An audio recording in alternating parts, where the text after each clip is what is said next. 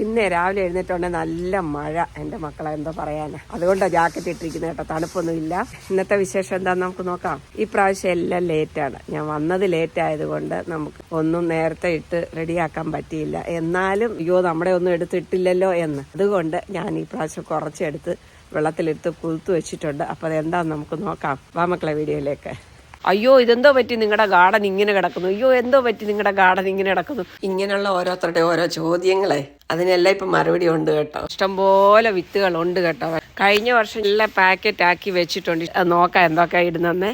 താമസിച്ചുകൊണ്ട് ഇനിയും വിത്തിട്ടാലും നമുക്ക് വലിയ പ്രയോജനമില്ല. എന്നാ ഇടാതിരിക്കാൻ പറ്റുമോ അതും ഇല്ല. അതുകൊണ്ട് കുറച്ച് തൈകൾ വെളിയിൽ വാങ്ങിക്കാം. ഈ പ്രാവശ്യം വാങ്ങിച്ചിട്ട് അത്യാവശ്യം കുറച്ച് നമുക്കൊരു ലാസ്റ്റ് ആകുമ്പോഴത്തേക്ക് കിട്ടത്തക്ക പോലുള്ളത് ഇപ്പം വിത്ത് പാകിയിട്ടാൽ കിളിച്ചു കിട്ടും. അപ്പോൾ അത് ഞാൻ കുറച്ച് വെള്ളത്തിലിട്ട് കൂത്തു വെച്ചിട്ടുണ്ട് എല്ലാം. അപ്പം നമ്മുടെ ട്രേ എടുത്ത് റെഡിയാക്കി വെച്ചു. ഈ ട്രേക്കകത്തോട്ട് ചെറിയ ചെറിയ കപ്പുകളുണ്ടല്ലോ, അതാ ഇങ്ങനെ ഓരോന്ന് അങ്ങോട്ട് വെച്ച് ആദ്യം മണ്ണും വളവും പോട്ടി മിക്സ് എല്ലാം കൂടെ മിക്സ് ചെയ്ത് ഇതിനകത്തോട്ട് വെച്ചിട്ട് വിത്തുകൾ അങ്ങോട്ട് പാകി അങ്ങ് റെഡിയാക്കി വെക്കാം. എത്രയും പെട്ടെന്ന് കിളിച്ച് കിട്ടണം, അതാണ് മുഖ്യം. അതും ഈ പ്രാവശ്യം ഭയങ്കര വെയിൽ, തണുപ്പേ ഇല്ലായിരുന്നു. അതുകൊണ്ട് നല്ല ഗുണമുണ്ടായിരുന്നു കേട്ടോ. പ്രത്യേകിച്ച് എടുത്തു പറയേണ്ടത് നമ്മുടെ കഴിഞ്ഞ വർഷത്തെ ചെടികളൊക്കെ ഉണ്ടല്ലോ, ഇഷ്ടംപോലെ നല്ല കിളിച്ച് കയറി വന്നിട്ടുണ്ട്. തക്കാളിയൊക്കെ തന്നെ ഇഷ്ടംപോലെ കിളിച്ചു. അതുപോലെ ചുമന്ന ചീര, ഇങ്ങനെ കുറെ സാധനങ്ങൾ തന്നെ കിളിച്ചു വന്നിട്ടുണ്ട്.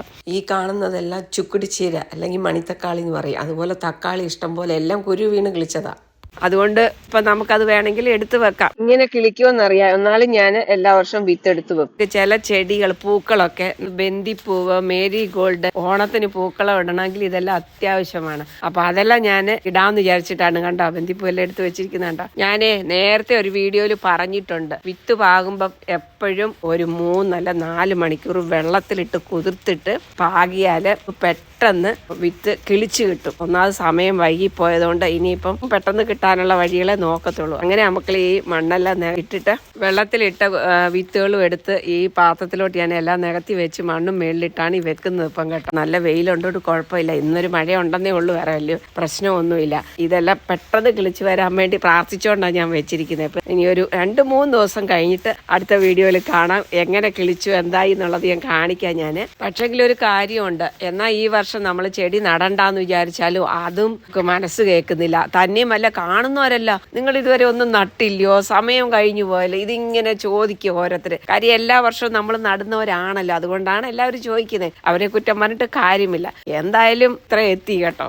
അപ്പോൾ ഇതാണ് അമ്മക്കിളിയുടെ ഇന്നത്തെ വീഡിയോ. അടുത്ത് നല്ലൊരു വീഡിയോ ആയിട്ട് അമ്മക്കിളി വരുന്നവർക്ക് നിങ്ങളെല്ലാവരും അമ്മക്കിളിയെ പ്രതീക്ഷിച്ചിരിക്കണം കേട്ടോ മക്കളെ.